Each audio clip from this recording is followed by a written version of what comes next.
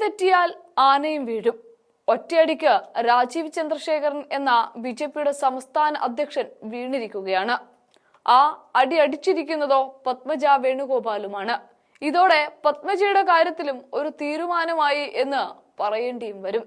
എല്ലാത്തിനെയും ബിസിനസ് കണ്ണുകളിലൂടെ മാത്രം കാണുന്ന രാജീവ് ചന്ദ്രശേഖറിനെതിരെയാണ് പത്മജ ആഞ്ഞടിച്ചത് എന്നോർക്കണം.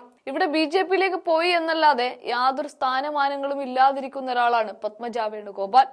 ഈ പത്മജയെ ദേശീയ നിർവാഹക സമിതിയിലേക്കുള്ള ലിസ്റ്റിൽ പേര് ഉൾപ്പെടുത്തിയതേ ഉള്ളൂ. പക്ഷെ അപ്പോഴേക്കുമാണ് രാജീവ് ചന്ദ്രശേഖർ എന്ന ബിജെപി സംസ്ഥാന അധ്യക്ഷന് നേരെ തന്നെ പത്മജ തിരിയുന്നത്. കാര്യം, കേരളത്തിൽ ഇപ്പോൾ ബിജെപി അധികാരത്തിൽ വരും എന്ന മട്ടിലാണ് 100 കർമ്മ പരിപാടിയുമായി രാജീവ് ചന്ദ്രശേഖർ ഇറങ്ങുന്നത്. എന്നാൽ ഒപ്പിച്ചു വെക്കുന്ന പണികൾ ബിജെപിക്ക് തന്നെ പണി കിട്ടിക്കൊണ്ടേ ഇരിക്കുകയാണ്. പറഞ്ഞു വരുന്നത്, കർക്കിടക മാസ ആരംഭത്തെക്കുറിച്ച് യാതൊരു ബോധവുമില്ലാതെയാണ് രാജീവ് ചന്ദ്രശേഖർ തന്റെ സോഷ്യൽ മീഡിയയിൽ വാചാലനായത്.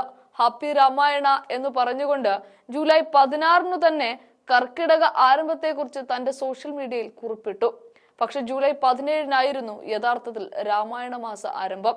എന്നാൽ ബിജെപി സംസ്ഥാന അധ്യക്ഷന് തന്നെ ഈ തെറ്റുപറ്റി എന്ന് പറയുമ്പോൾ നാട്ടുകാർ മുഴുവൻ ചന്ദ്രശേഖറിനെതിരെ തിരിയാൻ തുടങ്ങി. സോഷ്യൽ മീഡിയയിൽ പൊങ്കാലയിടാൻ തുടങ്ങി. ഇത്തരത്തിൽ രാജീവ് ചന്ദ്രശേഖറിനെതിരെ വന്ന പോസ്റ്റിന് ലൈക്ക് അടിച്ചുകൊണ്ടാണ് പത്മജ തന്റെ പ്രതിഷേധം അറിയിച്ചത്. സംഗതി കുറച്ചു കഴിഞ്ഞപ്പോൾ പുകിലായി. ഇതോടെ പത്മജ നട്ടം തിരിയുന്ന കാഴ്ചയുമാണ് കണ്ടത്.